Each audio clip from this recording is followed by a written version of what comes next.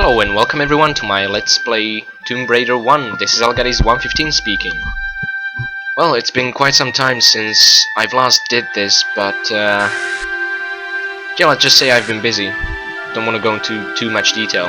What matters is that I'm finally gonna do this, and I don't see a reason why not, because I've spent quite a huge portion of my life just playing Tomb Raider games over and over. And I think it was about time I actually did a video walkthrough. Hopefully you guys will find it helpful. The aim of this video walkthrough will basically be to get the best statistics possible.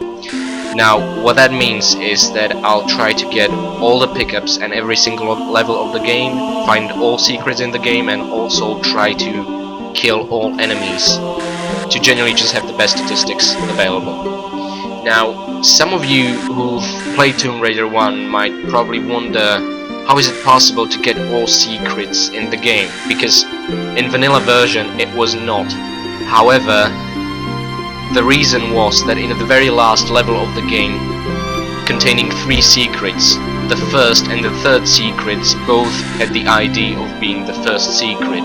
So you either got registered the first secret, or if you missed that one and got the third one, you got registered 1 secret. Also, you could get the second secret registered, so that would in both scenarios leave you with 2 secrets out of 3. So what I did, I actually managed to find an unofficial fix for this little glitch on the internet. Link to that I'll provide in the description. And hopefully, I haven't tested this yet, but it will work and allow us to get all the secrets in the game registered on the statistics screen, because that's what we're really after. Also, as you'll notice throughout the course of the game, this isn't the vanilla version of Tomb Raider 1, it's been enhanced using glitter software, so the graphics will be improved, resembling pretty much Tomb Raider 2.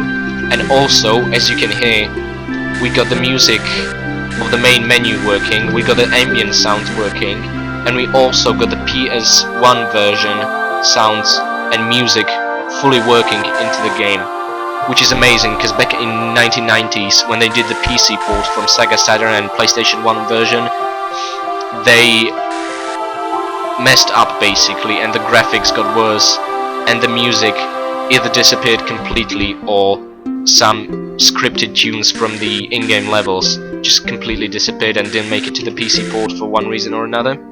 So hopefully, using glitter software, link to which I'll provide in the description as well, I've managed to get the full Tomb Raider 1 experience package up and running, and I'm actually really looking forward to this. I never played it with all the music and improved graphics before. So without further ado, let's enter Lara's home.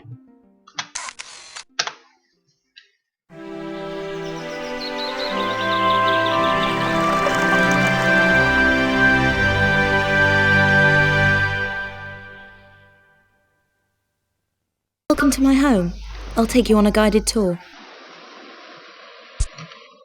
Use the D-pad to go into the music room. Okay, so there's it. We're finally playing the tutorial level of the Tomb Raider 1. Now, let's take a moment and ponder how amazing the graphics look. Well, at least as opposed to what I'm used to, or other players.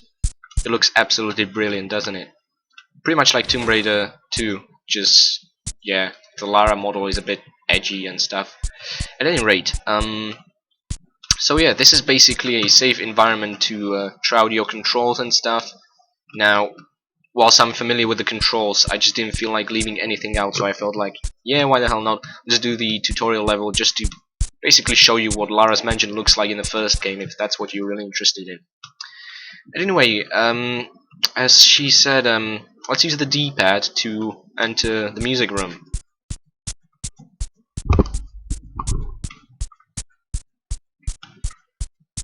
Okay, let's do some tumbling. Press the jump button. Let's press the jump button. Now press it again and quickly press one of the directions, and I'll jump that way. Fair enough, so let's go right, left, forward, backwards. And that's it. Lara has nothing more to say for the time being, which is awesome. which means yeah, there are 4 directions you can do a standing jump on. Now, as you can see, pretty much the whole game engine works on a number of blocks, really. Whatever you prefer, you can think of it like Minecraft blocks or something. Um, the whole world is built up of these blocks, and they're basically your basic measuring units of distance in the game. Now, as you can see, you can sometimes actually see the block lines in between the textures, because yeah, the graphics are obviously really aging. Now, Lara's forward jump goes about the distance of 2 blocks. So does the backwards jump. It's pretty much the same distance whether you move forward or backwards. The difference is Lara's elevation while she's starting or finishing the jump, which is gonna prove useful in different situations, but I won't get into that, it's advanced stuff. It's gonna be easier to learn in the actual game context. Now, as for the jumps left and right, they pretty much have also the distance of the 2 blocks. So basically, just remember, Lara's standing jumps can cover basically 2 blocks of distance. However, if you do a standing jump, I'm not sure if this is an intentional design, but in Tomb Raider 1, 2, 3, and 4, and I'm pretty sure in 5 as well, you move a few inches forward whilst you're just jumping on place.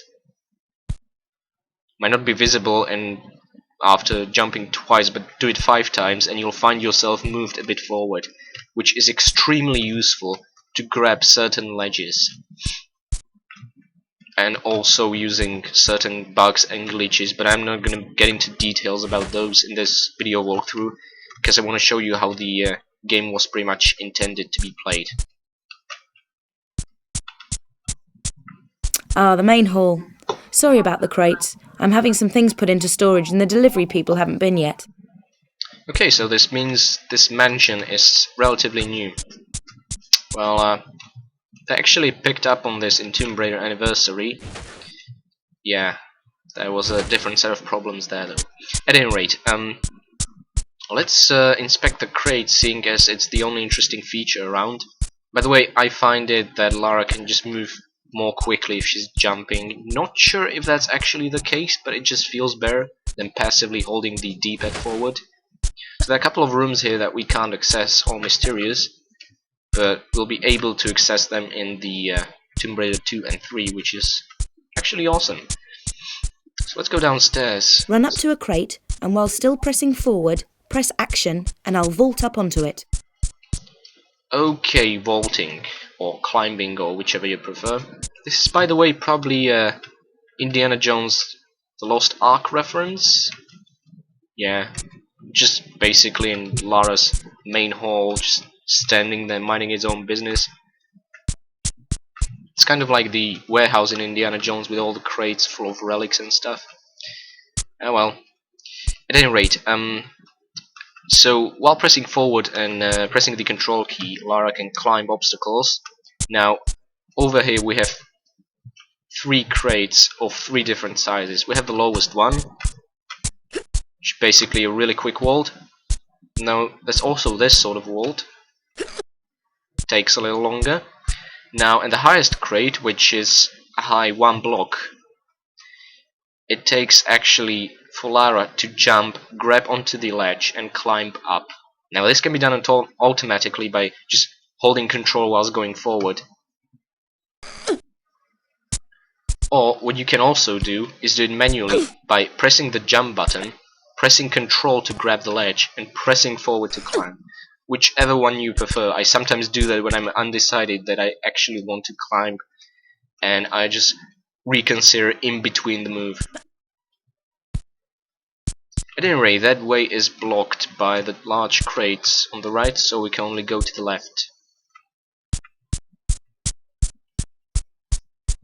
This used to be the ballroom, but I've converted it into my own personal gym. What do you think? Well, let's do some exercises. Okay, Lara, I'm all up for exercises. I love them. Yeah, so clearly it looked like a ballroom once, not anymore. In Tomb Raider 2, it's gonna be ballroom again. and there's gonna be different kind of gym, but yeah, I don't want to spoil anything. Let's just do as she says. I don't actually run everywhere. When I want to be careful, I walk. Hold down the walk button and walk to the white line. With the walk button down, I won't fall off even if you try to make me. Go on, try it. Is that a dare, Lara? Am I really supposed to make and try to make you fall? And indeed, she was right. When you press the walk button, which in computer version it's basically left shift, she won't fall down. Extremely useful when you need to be careful. When you walk across spikes or spiky wires or basically broken glass, that sort of stuff, you can just walk carefully. So you won't fall. You'll also traverse much lower distance if your typical step is just too big for you, for the distance you need. Or you can just, yeah, avoid falling, make a small step, and get carefully through spiky areas. Now, saying this, you can not only walk forwards or doing bigger steps backwards, you can also do side steps like this. And all this serves basically the purpose of adjusting yourself to make certain jump without accidentally falling. They really thought about everything, the developers. Really handy. Anyway, let's try and make her walk to the white line. If you want to look around, press and hold the look button. Then press in the direction you want to look. Okay, another feature you're going to be using a lot. Sometimes the camera, it's not as smart as you'd like it to be. It basically just follows Lara. But sometimes Lara wants to see more than her own back, so basically you use the look button and use the D-pad to move around. Extremely handy. I can't imagine playing the Tomb Raider games without it. It'd be just like playing it blindly. Now, mind you, the controls are inverted for going up and down, just like with swimming, but we'll cover swimming in a short moment. So let's move on to the pad number 2. If a jump is too far for me, I can grab the ledge and save myself from a nasty fall. Walk to the edge with the white line until I won't go any further. Then press jump immediately, followed by forward, and while I'm in the air, press and hold the action button. Now, for new players, this is actually a lot to take in. You have to use the careful walk feature. You have to use the jumping in a direction feature, and you also have to use the ledge grabbing feature and climbing feature all in one go. So first, just be sure you walk to the very edge, and then just jump forward, and whilst you're in the air, tap control Press button. forward and I'll climb up. Keep holding the control button, and as Lara just said, press up and she'll climb up. Just like vaulting with crates. So yeah, these are basics. You do really need to get automated in order to play the game. And let's move on to the pad number 3. If I do a running jump, I can make a jump like that, no problem. Okay, I trust you, Lara. Walk to the edge with the white line until I stop. Then let go of walk and tap backwards to give me a run up. Press forward and almost immediately press and hold the jump button. I won't actually jump until the last minute. And we'll see that in a minute. However, remember this path where we couldn't walk because of the crates? On the other side here is a chest filled with gold hidden. Probably just some, minor reward for checking it out. Really cool actually, and we'll see far more gold in the next game. But yeah, later about that. Let's do as Lara just said. Let's climb up. Now let's walk to the white edge and tap backwards. Now, going backwards takes not one block, but like 95% of one block, which means this is the ideal run-up distance to make a running jump. Why? Because Lara will still move 2 steps forward, even through the air, and then jump. Let's just see how that works. There, running jump. She basically jumped from the very edge of the block over there. So if you need to make the furthest jump, just tap backwards, make 2 steps and press jump. Immediately as you start moving, pressing the jump key will make Lara delayed to the perfect amount of steps for her to make that longest jump. Sounds more complicated than it really is. Right, this is a really big one. So do a running jump exactly as before, except while I'm in the air, press and hold the action button to make me grab the ledge. Now, we're going to combine standing jump whilst grabbing a ledge that we did over there from pad number 2 to that block, and also combine a running jump from pad number 3 to the block over there. So what we're going to do is walk to the white line, tap backwards, make a running jump, and at the very end press control. And we've just been told we're doing nice. That's good. And we can continue on to the pad number 5. Try to vault up here. Press forward and hold action. Okay, we'll see how that works. I can't climb up because the gap is too small. But press right and I'll shimmy sideways until there is room. Then press forward. Okay, you can actually grab a ledge. Now you have the option to climb, you don't have to. You can decide to climb somewhere else, which in scenarios like this is necessary in order to move on.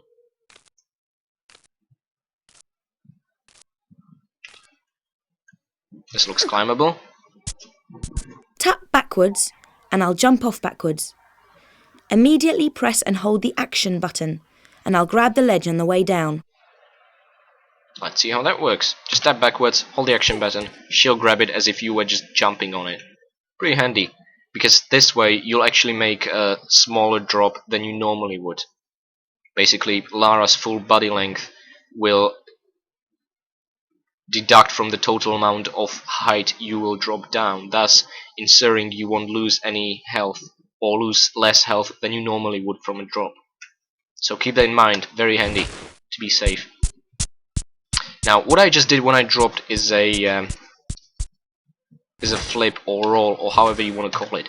This is a handy feature you can do whilst being on the ground, basically just to change directions. Now normally it's useful in exploration, takes much less time than just turning around. However, where this is really handy is in combat, but we'll cover that much later. You can activate it either using a end button on keyboard or just going forward and tapping backwards. Let's go for a swim. And let's go for a swim. The jump button and the directions move me around underwater.